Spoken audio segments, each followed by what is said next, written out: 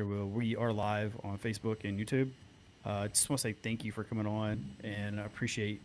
It's so cool, just the because this is the first time we met, and being able to hear how much alignment we are in is insane. But I just want to express the most gratitude for you being able to drop what you're doing and being able to be a part of this. And so, thank you for being a part of this 30 speakers. Absolutely. Yeah. Hey, everyone. And thank you so much for giving me the opportunity to hang out with you and kind of chat with you. Absolutely. So I'm gonna go ahead and hide you real quick, and we'll get into the podcast.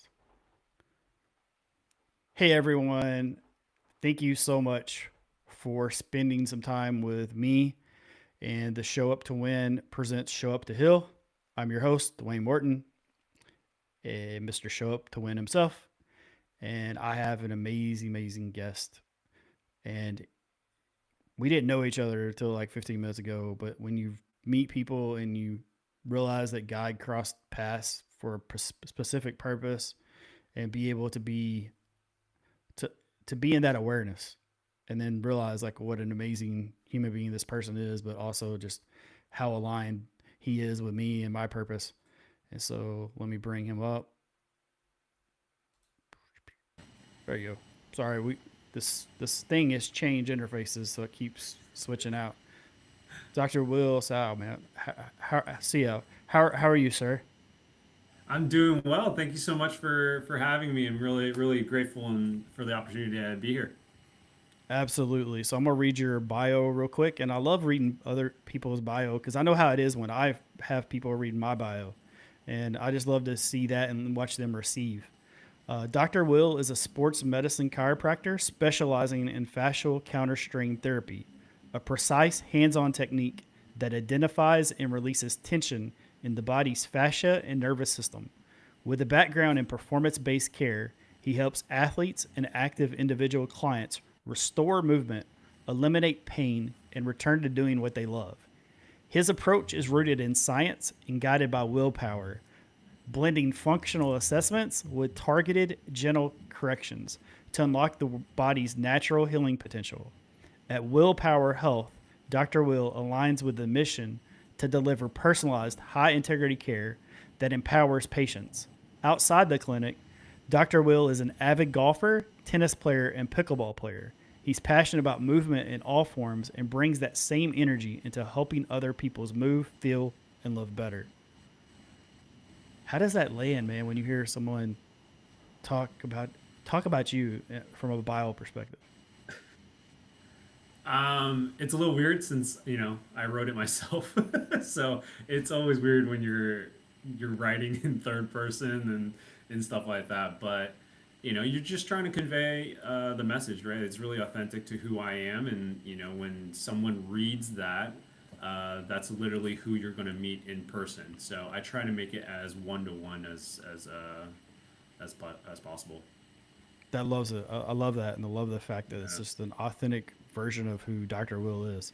All right, so my first question is going to be for men's mental health awareness. What do you feel like we're doing correctly? What do you feel like we're missing the boat? And then what do you feel like we could do better? Cool, great question. Uh, what are we doing correctly? Is that the first one? Mm-hmm. What are we doing correctly? I think in the world that we're living in, what are we doing correctly is we are still empowering men and that machismo effect, right? I think as at our core, we're still animals, and having and instilling in giving confidence to men to do what they need to do is incredible. Um, on the same coin is we need more support.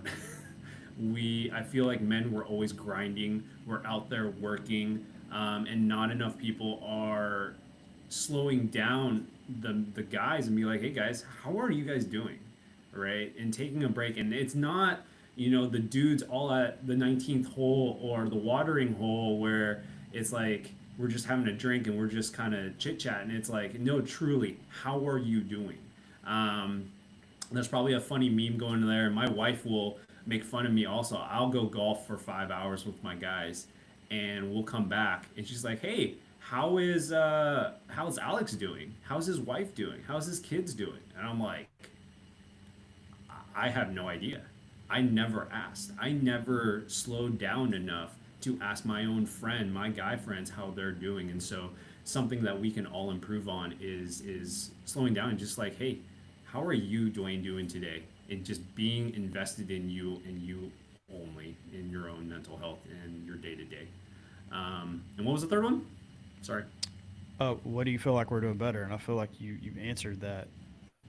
I already answered. There we go. Yeah, I feel like I mean, so when you said that, I was like, I thought you answered it. So I think, Dr. Will, one thing that you mentioned was how like women are able to like have conversation and find deeper meaning, and that where men we're like we want to play golf or we want to play, and it gets into competition, but then we also lose that human element of just being able to say,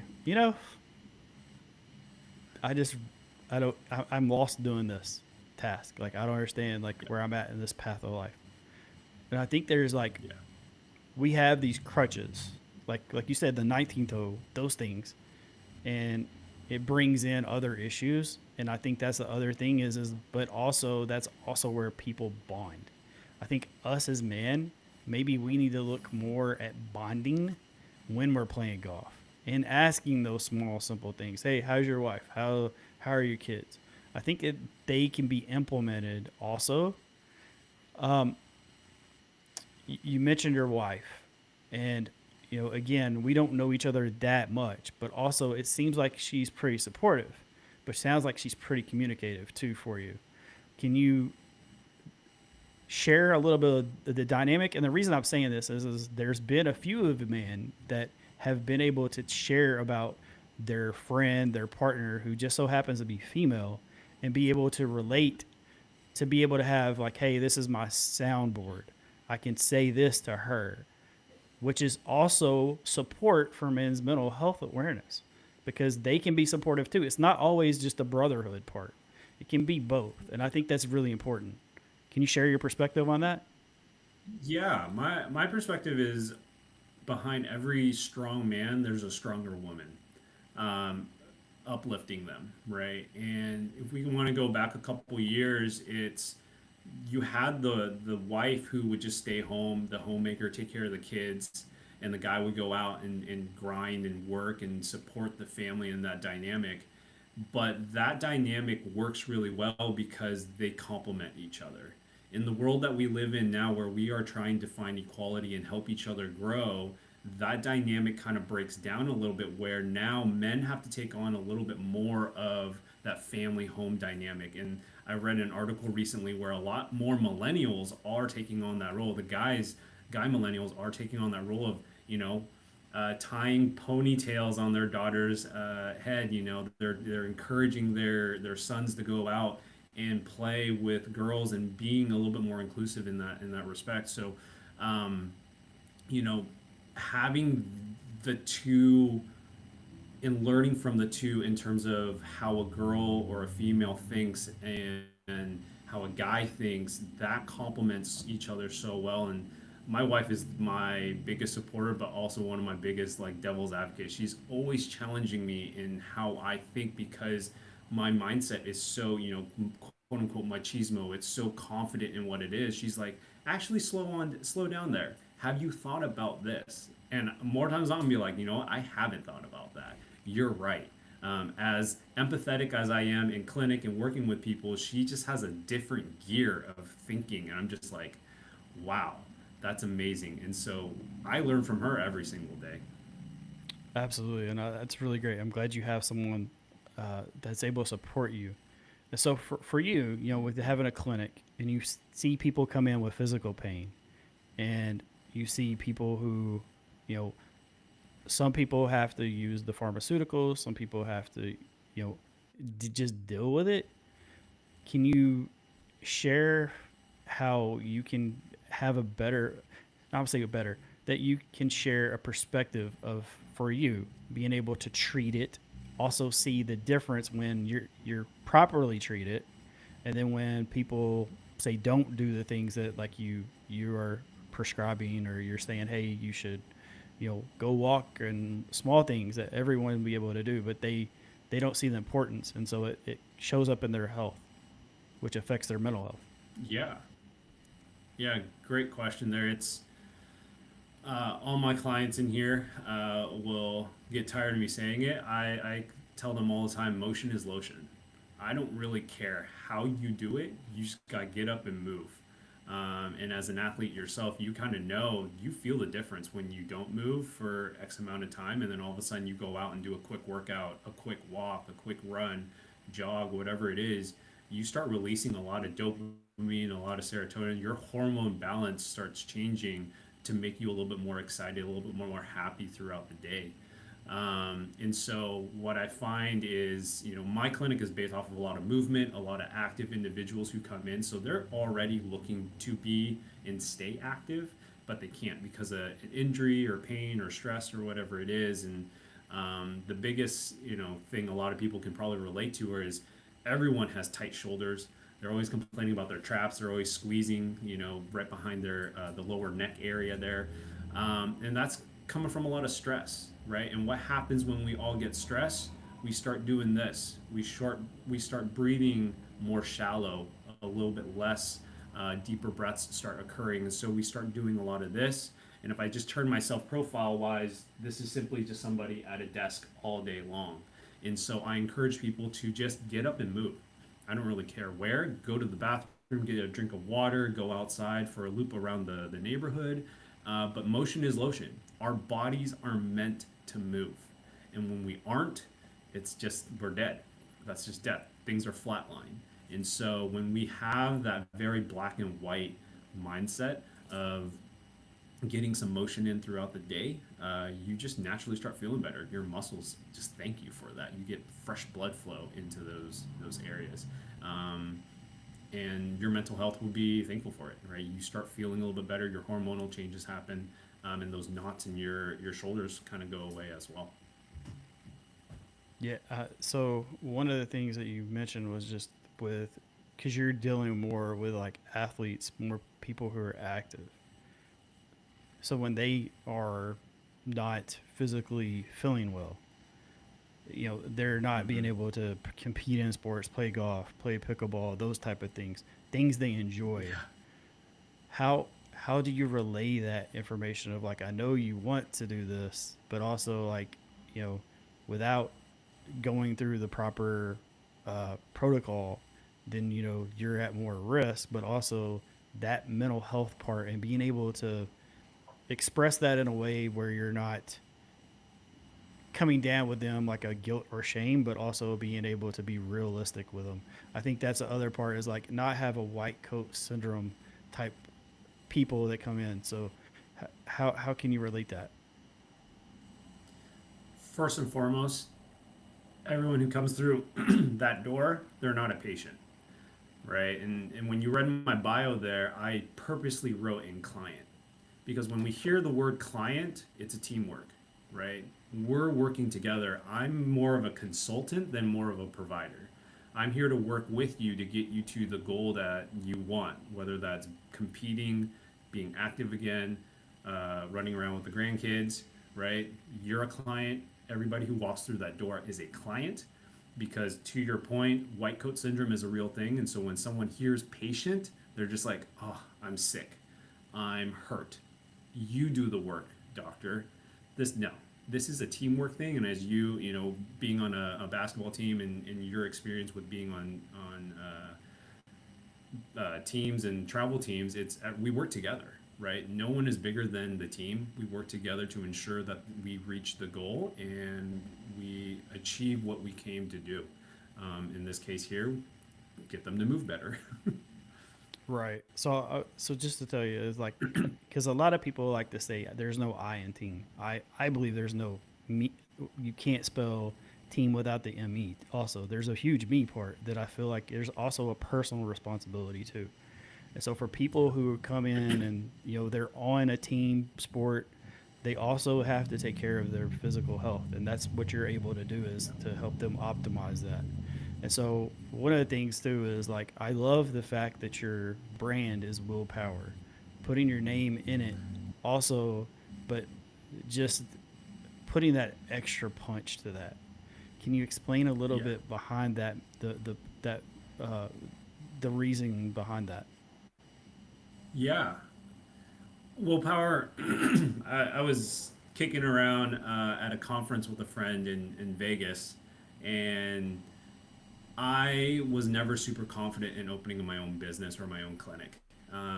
And after a couple of years, he's just like, dude, what's taking you so long? And I threw out the excuse of like, I'm not good, blah, blah, blah, blah, blah, blah.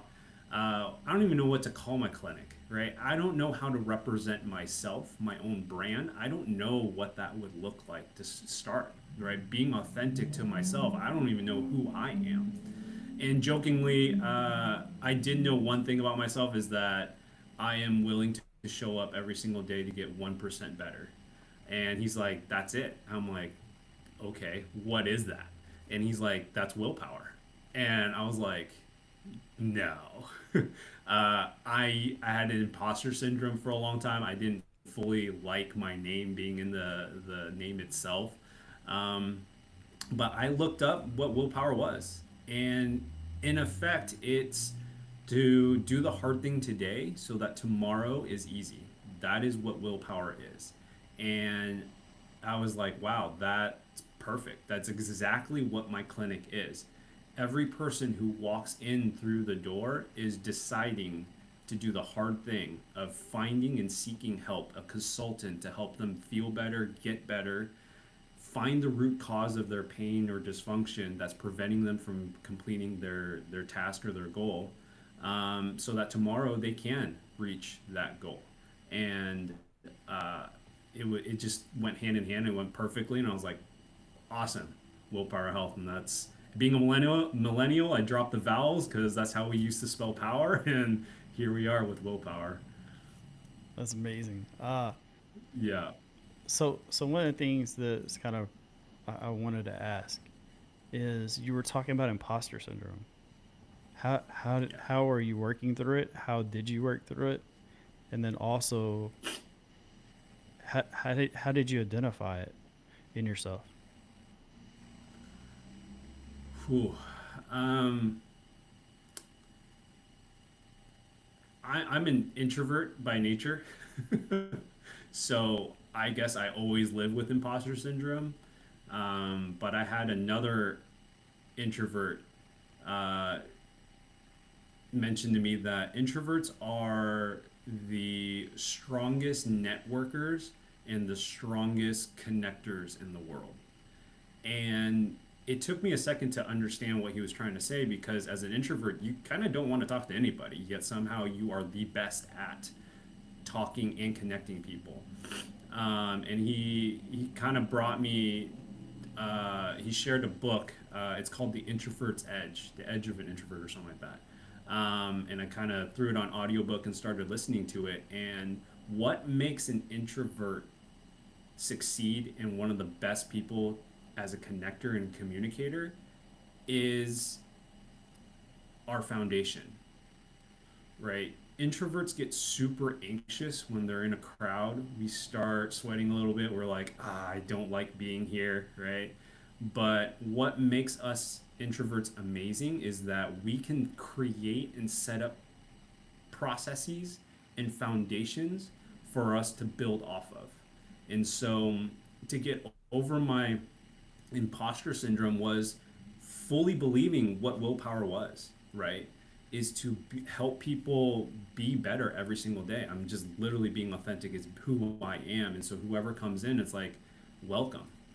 You are in the right place. And so that helped me get over my name. It helped me become or overcome my imposter syndrome because I had something to fall back on where it's like, this is what I believe in. If you believe in it, let's work together. If not, let me help you find somebody that believes in you and what your goals are. And people love that also, right? As a connector, and we don't always get along with everybody, but knowing how to connect somebody else and move them forward in their health journey uh, creates credibility. And they're just like, awesome, wow, I didn't really think that you would be able to help me or find somebody who can help me. So that's kind of how I got over my imposter syndrome and kind of lean into my introvertedness tendencies. No, it's awesome, and I love the fact that like you were able to identify it. And also, I think one thing with introverts is when we're purpose driven, and I believe you're purpose driven. It gives you a way to go through that uncomfortable part, and it Yeah. seems like that was the part, and being able to have that brand and have your name in it. Like the uncomfortable part of that was this learning part of learning the impact that you're about to have with people. So, how long have you been in practice? Like, or not practice, but how long you been a consultant? I feel like I'm working on putting you into that client. So, the consultant part. Yeah, great question. Great question. You know, kind of coming around that answer there is, I am a consultant. I don't really consider myself a chiropractor, even though my bio says it. I'm so much more than what a traditional chiropractor does. And so, uh, sorry, what was the question again? That's okay. The question was about how long you've been in as a consultant. Oh, chiropractor. Yeah. I have been a practicing provider, consultant, chiropractor for 11 years now. Oh wow. And through those 11 years, I've pretty much been an imposter for nine of them. Willpower was only started like less than 2 years ago. And so, yeah, it's living with that for so long, just not being confident in who I am as a provider. Okay, so the reason why I was Yeah. saying this question was because I feel I like to go back to as a kid, right? Like I like to Yeah. go like let's take you back to that 8 year old kid, and what would that 8 year old kid tell you? Like, so it's different. Most times it's you tell the kid like, "Hey, you can do this. Like, look at me," or that type of thing. No, what would you think he would say to you right now? Huh. Be unapologetically you. Uh, Growing up for so long, I was always told or tried to been molded into something I wasn't. And I always had this deep uneasiness of like, man, that's just not who I am. And I feel like my 8 year old would just be like, just do you, be you, Wow. um, unapologetically you. And people who see that will gravitate towards you. I'm a people pleaser. There's a lot of people pleasers out there, and when you are truly who you are, and I think my 8 year old self would tell you, you'll just gravitate or just have that gravitational pull of whoever believes in who you are. They'll just still be with you, regardless if you make a fool of yourself, if you fall flat on your face, you say something real dumb. They'll just be like, you know what? I've done that before. I totally get it, and they'll reach out a hand and they'll pick you back up and you both move forward together, being friends and stuff like that. Yeah, that's a great answer. Is just be unapologetically yourself. And so Yeah. being able to look back and like you said, those 2 years of before the practice, like same thing. Yeah. What would you tell yourself for 2 years ago? Like you now in the present, go back in time to tell yourself like what you've seen in 2 years. um you're doing this is all part of the process of my growth journey. um if I'm going to go back and look at it, I was always super nervous. I was always super shaky in my communication. Um, I remember going to a network meeting once just to help generate leads for the business, and I stumbled through my elevator pitch like just crumbled under pressure. Um, but through the process and trusting the process and showing up every day, um, with practice, and you kind of know this as an athlete, with practice and purposeful practice, you can achieve what you need to do. Um, and so I think the quote that I sent over was process over prize. Don't worry about what the end result is. If you put in the process, you put in the time to do everything correctly with purpose and meaningful action, your prize will be at the end, whatever that prize may be, monetary, a trophy, recognition, it doesn't matter. But people will recognize the work you put in. And a lot of times the world will not see the work you put in, right? Uh, I'm from Portland. I'm a huge Blazer fan, and Kobe just absolutely murdered us every single year. And I can't tell you how much disdain I have for Kobe until he retired, and you start seeing the work he put in. We have the Jordan documentary, and all the work that he puts in, the practice. We now see it. The world now sees it, and they get elevated even more. But back then, he was Kobe is the Black Mamba is one of the most disliked, hated, burnt people on the court. Yet he would slay people. He would just destroy teams, and you're just like, how does he do it? And we all chalk it up to talent. But at the end of the day, he put more work in when we were all sleeping, and we didn't see it. And so, show up every single day, trust the process, put in the work. When people aren't even seeing it, they will see it, and you will see it also. Yeah. So first of all, I'm a huge Lakers fan, so like Kobe with the 5 rings. Go. And the reason I'm saying this is like I had similar mindset with basketball. Like I would just eat, sleep, breathe it. And so, Yeah. I was older than Kobe a year or around same age.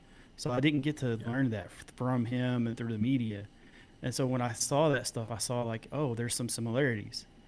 And so one of the things that comes out of this that comes into this next question part is with you coming back and telling yourself that trust the process. Like, where do you see yourself in like 5 years from now? That you've seen this 2 year growth. What do you see for 5 years? Like, what do you see for 10? Like, how do you go attain that? I think that's where most people are stuck is when they're like, if I did this in this time, what could I do in 5? What could I do in 10? Like, where Yeah. are you at with that? Where am I with that? I love living in the future. I'm a huge daydreamer, and I love outrageous goals. Um, in the 5 year plan, I hope to have my own clinic, um, and I was working with a business coach, and scary enough, they were like, "Okay, take that vision and split it in half. So in 2.5 years, you got to tell yourself that's the goal. You will have this in 2.5 years. Accelerate it." And I was like, that is scary and that is crazy. But the thing that I learned the most in that explanation and that practice was it puts that goal in your mind's eye every single day. And so you can fall back on your 5 year plan. For me, it's to have my own clinic, but if you want to achieve it, give yourself the pressure and the goal and the process to run it for 2.5 years, because your brain will start connecting the dots for you. It will start looking and hearing um, people to connect yourself with, to make that dream and that goal happen. So in 5 years, hopefully I have my own clinic. In 10 years, I hope to have 3 other providers, and we just are ripping and roaring here in the Portland, Vancouver area, providing care for the community. So that's the goal. But yeah, it's your your mind will always seek out what you want. It's kind of the same analogy as like you really want a car, and all of a sudden you see that car everywhere when you start driving. your mind's eye will drive your goal in mind at the forefront. Absolutely. Well, man, we're right at the 30-minute mark, and I just want to I want to say I appreciate you so much for coming on and short notice. And um, I'm also an introvert too, so there's a other part of just being able to know what type of work that it takes to get to that part where now I'm sure you go to networking events and you feel comfortable. It's because you've done it before, and it's doing it Yeah. a few times to get that practice part. But man, I'm just want to say, thank you, but also like I'm looking forward to hearing more about your success and being part of it, and love to have you on for more time on another podcast. Yeah, would love to have it. Thank you, Dwayne. I would love to hear more about your journey, and we can continue this conversations for so long, Right. and how it's shaped you. What your process is like. I love hearing about other people's processes. But yeah, thank you so much for this opportunity to chat with you. Absolutely, Dr. Will. Well, that is the episode of Show Up to Win presents Show Up to Hill. Tomorrow's guest, holy, I just looked at I just completed 25. We have five more of these to go. Uh, John Kennedy is the guest tomorrow, and he's one of the top neuroplasticians in the world and a really great friend of mine. And I'm really looking forward to being able to interview him tomorrow and share presence with him. And so, everyone, y'all have a fantastic day, and I'll see y'all tomorrow.